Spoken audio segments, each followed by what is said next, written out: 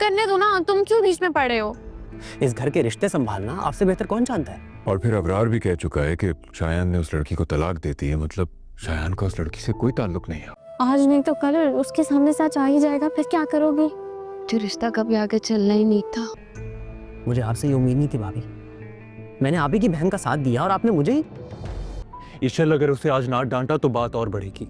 मुझे बात करने दो। नहीं आशिर, तुम बीच में नहीं बोलोगे। सच जानने के बाद अगर वो घर में सबको बताना चाहती है तो जरूर बताए।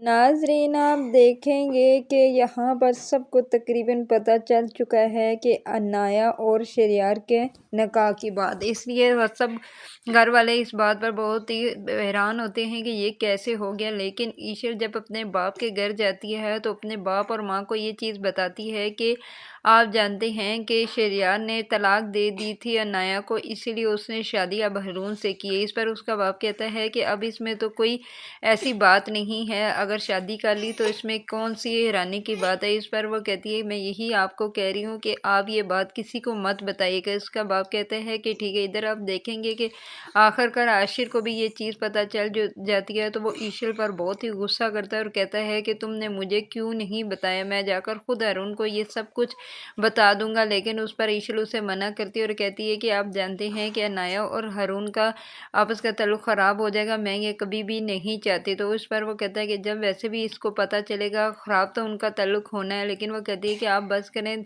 सब बेहतर हो जाएगा। इधर आप देखेंगे कि ईशल आती है अनाया के पास और कहती है कि अनाया अगर ये सब कुछ हारून को पता चल गया तो तुम क्या करोगी? तो इस पर वो कहती है कि मैं जानती हूँ जो मेरा रिश्ता आगे चलना ही नहीं था, तो अगर उसको पता चल गया तो वैसे भी तो ये रिश्ता ख़त्म ही हो जाएगा। इस पर वो कहती है कि नहीं, ऐसी बातें नहीं करो, तुम तो बहुत ही मोहब्बत करती हो ना हारून से, मैं जानती हूँ, और हारून भी तुमसे बहुत ही मोहब्बत